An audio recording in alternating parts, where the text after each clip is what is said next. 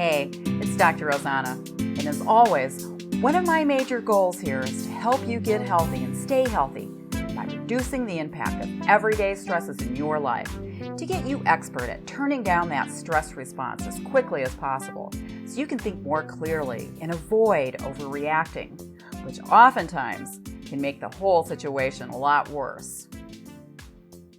In this family of lessons, you'll find many examples of everyday stress in the form of a roadmap and show you how to use EFT1 training on whatever life throws your way, right in the moment. Stress in the workplace. I'll start with people helper professions. Medical healthcare professionals like doctors, nurses, and first-time responders like paramedics and ER trauma teams, especially if you work in a hospital.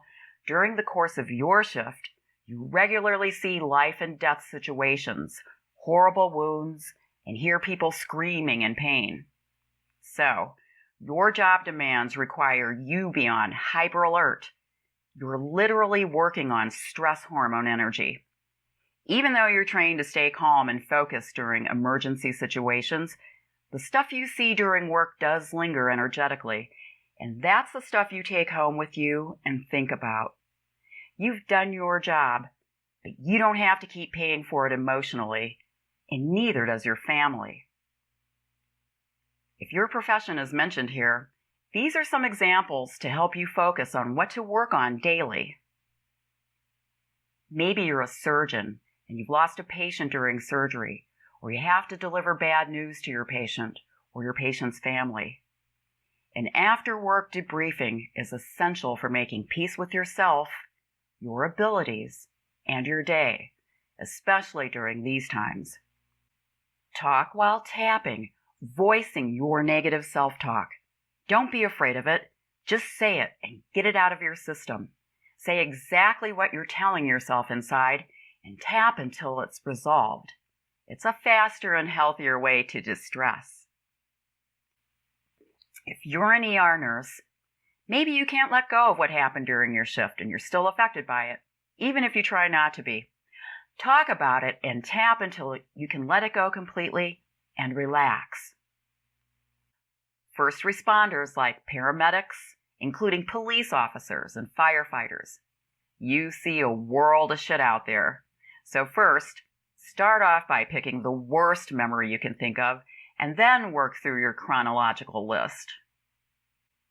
For parole officers and prison workers, you see people at their worst in unnatural environments like a prison, where everything and anything can happen.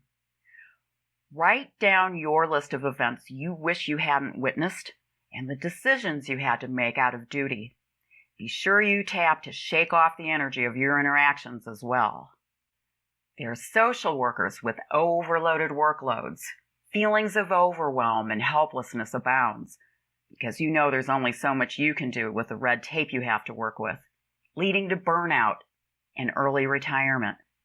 And when that happens, it's taking your special people skills out of the game.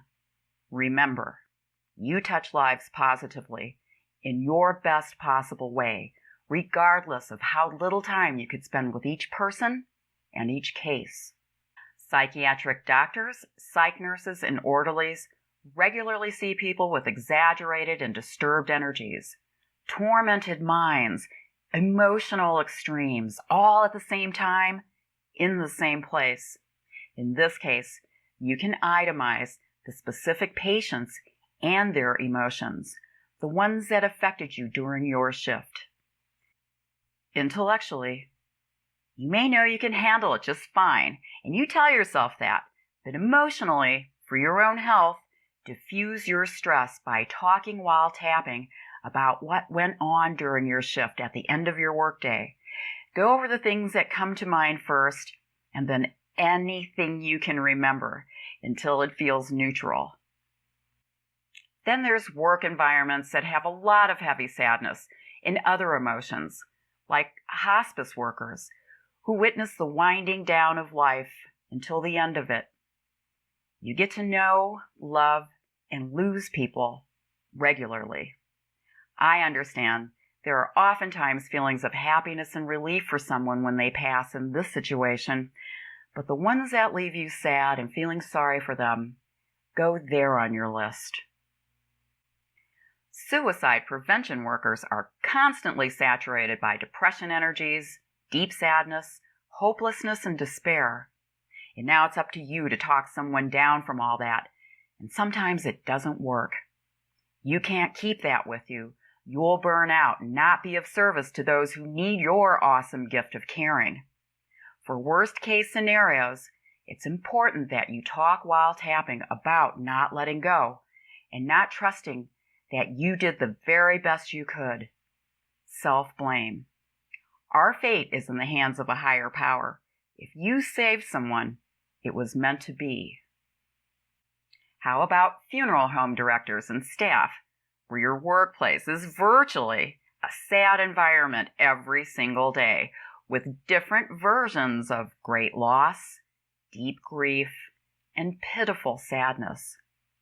Although it comes with a job, for your own health, you don't want to keep that vibe going on your off time. So an after-work talk while tapping about the stuff during the day that left an impression on you will help you tremendously.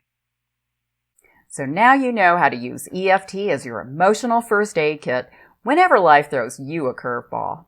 It's the very best way to calm yourself down immediately. For long-term, lasting effects, think personal peace procedure.